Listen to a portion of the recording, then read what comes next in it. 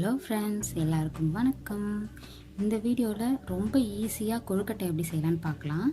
அதுக்கு நான் கடையில் வாங்கியிருக்க மாவு தான் எடுத்திருக்கேன். கடையில் கொழுக்கட்டை மாவு இல்லை இடியாப்ப மாவுன்னு கேட்டிங்களாவே கிடைக்கும். அது எடுத்துகிட்டு கொஞ்சம் சால்ட் ஆட் பண்ணிக்கோங்க. நெக்ஸ்ட்டு ஹாட் வாட்டரை வச்சு எடுத்துக்கோங்க. நல்லா சூடாக இருக்கணும் தண்ணி. இந்த மாதிரி கொஞ்சம் கொஞ்சமாக ஊற்றி பிசைஞ்சு எடுக்கணும். ஸ்பூன் வச்சு இந்த மாதிரி ஸ்டார்டிங்கில் கிண்டி விடுங்க. தண்ணி ரொம்ப சூடாக இருக்கிறதுனால கை வைக்க முடியாது, அதனால் இந்த மாதிரி நல்லா பிசைஞ்சு விட்டுருங்க. நெக்ஸ்ட் இது வந்து கையில் வச்சு நம்ம பிசைஞ்சிக்கலாம். ஸ்பூனில் வச்சா ஃபுல்லாக கரெக்டாக நமக்கு வராது, அதனால் கையில் வச்சு நம்ம பிசைஞ்சிக்கலாம்.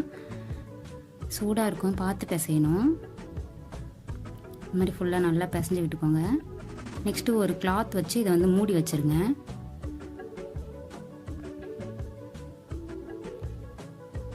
பூர்ணம் எப்படி ரெடி பண்ணுறதுன்னு பார்க்கலாம். கீ ஊற்றிட்டு நம்ம தேங்காய் துருவல் வச்சு தான் பண்ண போகிறோம். தேங்காய் துருவல் இதில் ஆட் பண்ணிக்கோங்க. தேங்காய் துருவல் ஆட் பண்ணி சும்மா ஒரு 2 நிமிஷம் வந்து இந்த மாதிரி கிளறி விட்டால் போதும். ரொம்ப நேரம் இருக்கணும் அவசியம் இல்லை. நெக்ஸ்ட்டு வெல்லம் ஆட் பண்ணிக்கோங்க. வெல்லம் ஆட் பண்ணிவிட்டு நல்லா கிளறி விட்டுட்டே இருங்க, இல்லைன்னா அடி பிடிச்சிரும். நல்லா கிளறி விட்டுருங்க.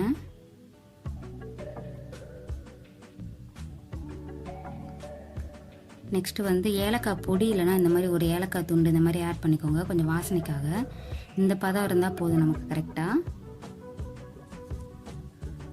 நெக்ஸ்ட்டு இந்த மோல்டில் கொஞ்சம் ஆயில் இல்லைனா கீ தடவி வச்சுக்கோங்க, அது ஒட்டாமல் வர்றதுக்காக. இந்த மாவு இந்த மாதிரி உருட்டி இதில் நல்லா இந்த மாதிரி வச்சு ப்ரெஸ் பண்ணி விட்டுருங்க. 2 சைடும் அந்த மாதிரி வச்சு ப்ரெஸ் பண்ணி எடுத்துக்கோங்க.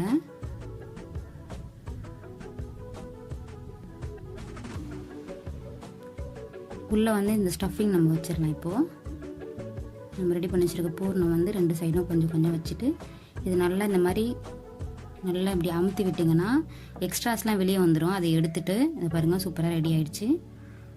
இந்த மாதிரி நமக்கு எத்தனை வேணுமோ அதை நம்ம செஞ்சு எடுத்துக்கலாம். இந்த மோல்டு வந்து நம்ம ஃப்ரீயாகவே கடையில் கிடைக்கும். அந்த மாவு வாங்கும்போதே பாருங்கள் ரெடி ஆகிடுச்சு. நெக்ஸ்ட்டு இட்லி பாத்திரம் நல்லா ஃபஸ்ட்டு சூடு பண்ணிக்கோங்க தண்ணியை.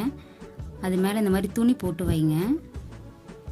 ஆயில் வச்சு வச்சா நமக்கு வந்து கரெக்டான அடியில் வந்து பிடிக்க ஆரம்பிச்சிரும்.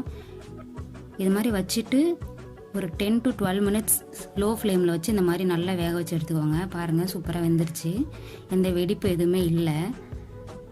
அவ்வளோதான் ஃப்ரெண்ட்ஸ், சூப்பராக டேஸ்டியான வந்து கொழுக்கட்டை ரெடி ஆயிடுச்சு நமக்கு. கண்டிப்பாக சூப்பராக இருக்கும், ட்ரை பண்ணி பாருங்கள்.